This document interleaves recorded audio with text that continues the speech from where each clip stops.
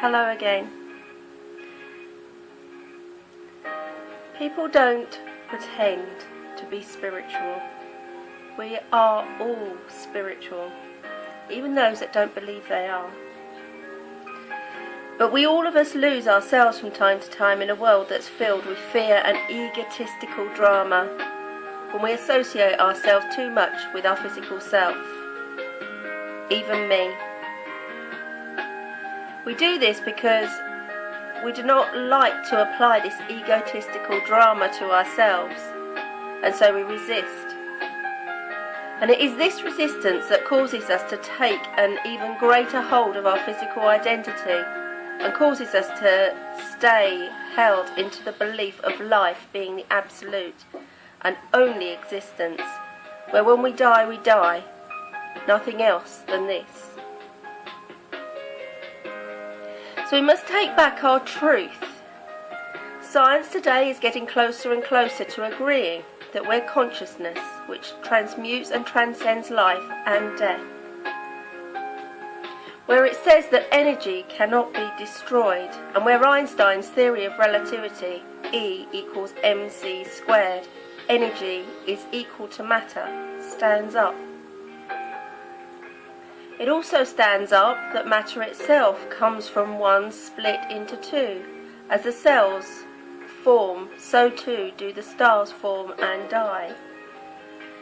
And it's clear to me that as one becomes two, so flame and female, male and female flames are born from one. In many lifetimes we search for the other half of who we are, and from where we are, and where we come from.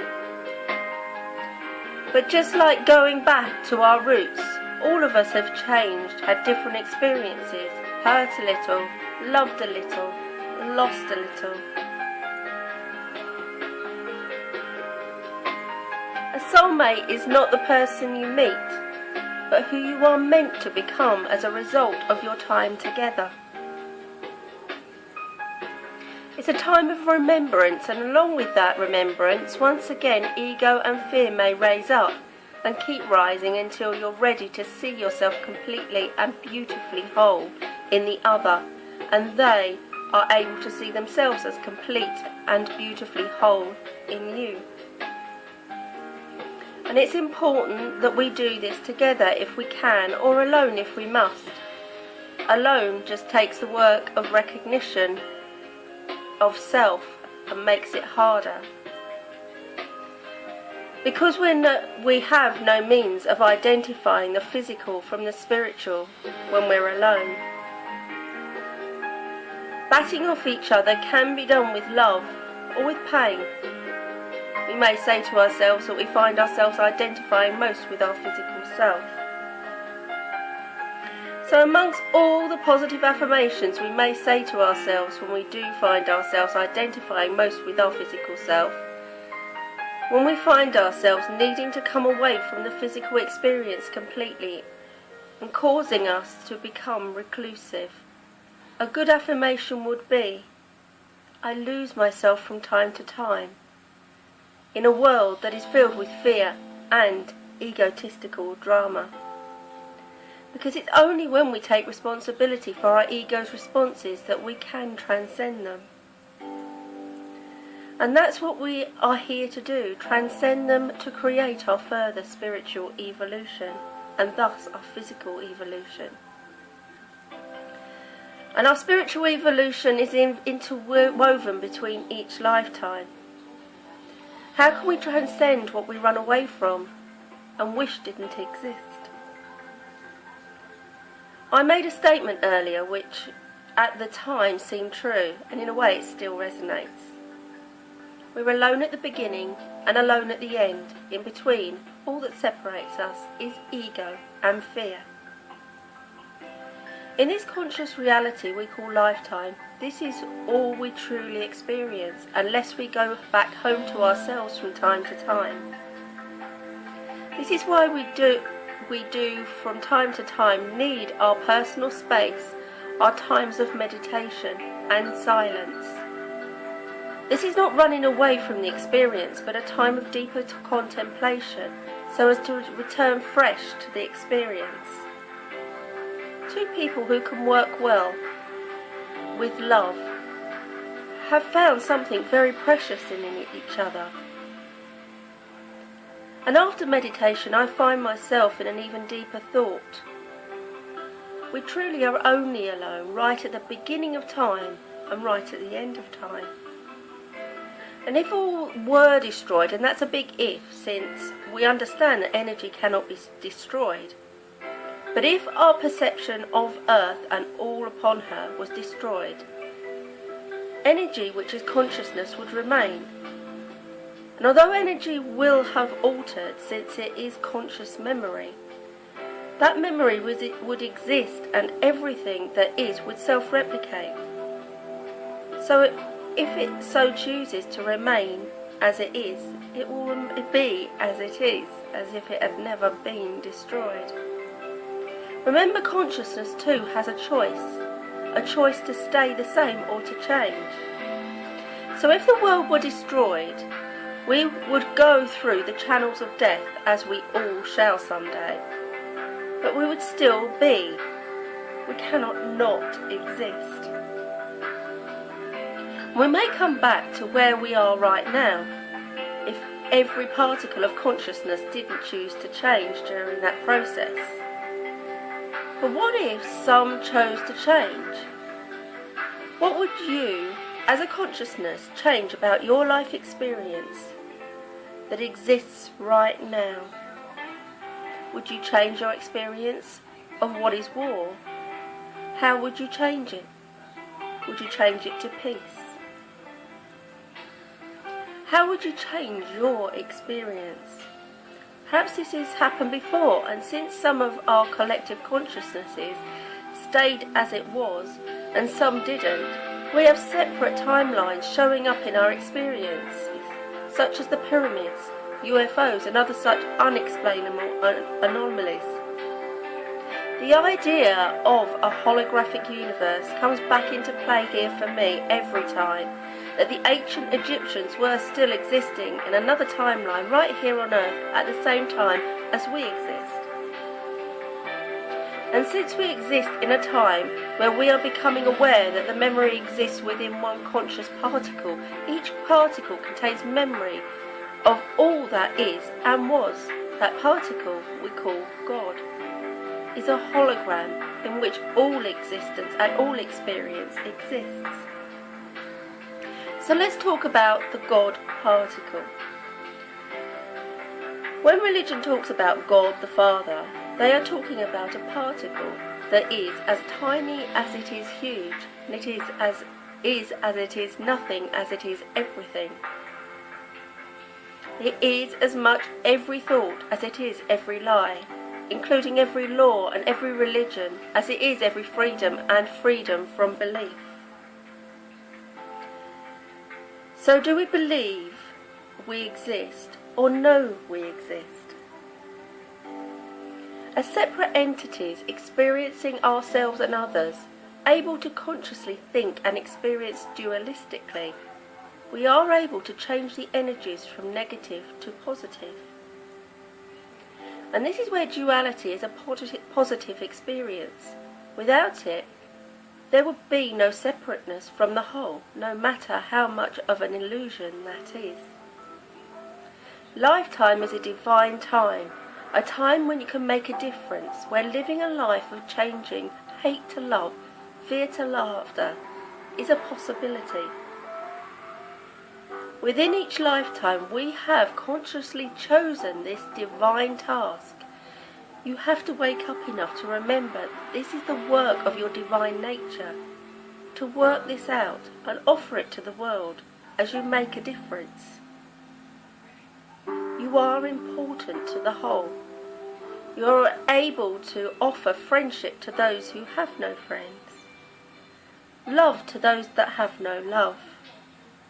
To know that each and every person who contains this replicated God particle that is consciousness within them, no less than you yourself contain this, and the trees that we consciously project beyond self, contain this because it's made of everything you experience, and it's all consciousness.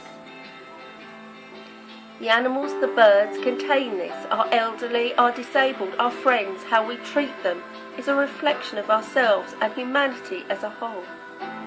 The sky, the stars, the particles of light reflecting upon each other, all offering each other experience. So why would we hate or hurt this man before us? We may disagree with his actions, but if we hate him, that hate is within ourselves. The truth is, I am one with all. I am a part of all. I am a part of God, and God is all that I am. My liver, my heart, my skin, my clothes, and my thoughts, which are as creative as the thoughts of God, with every thought I think I create. I am the creator. I can create with the dark within me, or the light within me. I can create evil and I can create good. I can create the devil and I can create God. It is all me, all I am. As from the dark came the light, and when the light shone upon the darkness, all became enlightened. And as we see and experience, we also see that we are the light of enlightenment. The light particle that shines from within out and makes sense of it all. Only when we know ourselves as God, or a thought of God, or a part of God, can we understand that this statement can be true.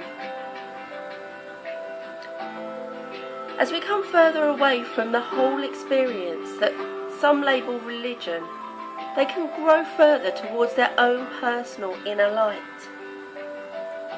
The same light, the same energy that goes way beyond the universe. Where there are other brothers and sisters created by the same light, containing the same particles that created us. And we can receive them with fear, or we can receive them with love. Either way, it makes no difference. If they receive us with fear, we will be destroyed anyway. Clearly, they are more advanced than we, as they have reached us, and we know nothing of where they have come from. Or perhaps we do and are not told. But all the same, to meet the unknown with fear, we simply project that fear and create it. Whatever we feel, we project into the world around us and create responses. And where our responses are still so primitive, we still kill our own kind. Those beyond are likely to make contact, except perhaps with a few. And this to me makes sense. So going back to you as a separate experience, evolving through each lifetime, where in each lifetime you become you separate to others, and it's only in between lifetimes that we pass alone through the passages of birth and death, where we meet higher versions of ourselves. And as it is said, we are never truly alone. Since the other side, you understand that you are your own individual life experience that has been experienced and cannot die. Lifetime is where our frequencies collide with other experiences, creating a symphony that is a collective lifetime experience. We can hear if we listen, rather than attempt to undermine and drown out the rest of the orchestra. Since what good is just one note? Only in our life experiences where ego and this illusion of separation causes us to fear one another. One another being each other, having a separate individual experience where I am me and you are you. Fear and ego separates us from unconditional love. And where it is very difficult to express love unconditionally because we are trapped in these illusions of separation which cause us to fear one another, undermine one another, trying to be better than one another. How can we be better than one another when we are each other? This is like the right eye fighting the left eye. over which is more important. When both work together, we experience harmony. Apart, we experience blurred vision. It's only fear and ego that separates us from awakening to this. It is fear that causes abuse, that causes us to believe that word again, that we physically own others as we hold on to the physical body that they are. Yet we own nothing here in this experience. We are simply a part of it. And which takes us away from loving all parts of ourselves, including each other, unconditionally. It's not he who gives love without condition that is placing blocks before him. Any cause of emotional pain to others is not love, and when others abuse love that is given unconditionally, they block it only from reaching themselves. Therefore they block themselves from love and loving unconditionally. Unconditional love does not give unconditional permission to emotionally abuse. It continues to give unconditionally. It will not be received by he who closes his heart to love. And it is a closed mind and heart which creates his feeling of lack of love for himself. Every part of you is capable of rewiring and reconnecting to it. It is down to you to reopen those pathways. When you were born, your heart was open wide to love. Yet over time, you closed your mind with ideas that you were taught. At birth, you were limitless, open to every possibility presented to you. Your mother's love, your father's love, your family, to any suggestion offered to you. And any negative suggestion that you have taken on board as real has closed your mind and created limitations. These limitations have, over time, closed your heart. The sky is not your limit, your mind is. And when you stop controlling the mind, you allow it to reopen it up to all possibilities once again. And when you reconnect your open mind to your heart, you reopen the closed door that has held the heart and mind closed to the world and to others, to the fact that everyone is simply a reflection of you. Everyone you meet is another you. When you realise this, your heart becomes open wide. Opening the door of your heart open wide, that door has been held so closed to unconditional love, is able to reconnect to the soul. The soul is at all times connected to the universal whole, and reconnecting to the soul opens the soul open wide to everything, to all possibilities, allowing all its knowledge and wisdom in. And once you've opened all channels, all blockages, and once they are all cleared, the wisdom of the universe will flow through these open channels, where universal words of freedom and love flow effortlessly through the heart and through the soul. Your mind will be free. It's about allowing and the opening of these blocked pathways, and about not controlling a thing. Everything is energy.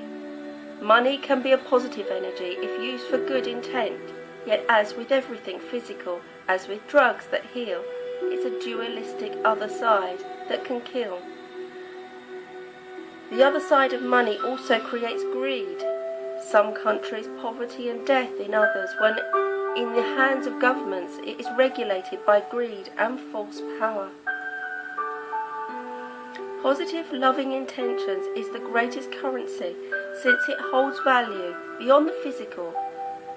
Love, life, freedom and happiness, the greatest attainment for all of us, cannot be bought with money, only with the true energy that transcends the physical and transcends money, with love, love of life, freedom, happiness. This life experience is very much more lucid than how our brains give cause to our experiences of it. Once you see the big picture, it is a great ride. To me, life is like an amusement park. You have the haunted mansion, change, facing fears, the easy rides, love, purpose, joy, and of course the thrill rides, the huge changes, the unpredictable challenging. But we leave with appreciation and knowledge that these lifetimes are precious and divine. I am humble, for I am nothing. I am noble, for I am everything. Stay strong and let your test become your testimony, and your mess become your message. And always see love.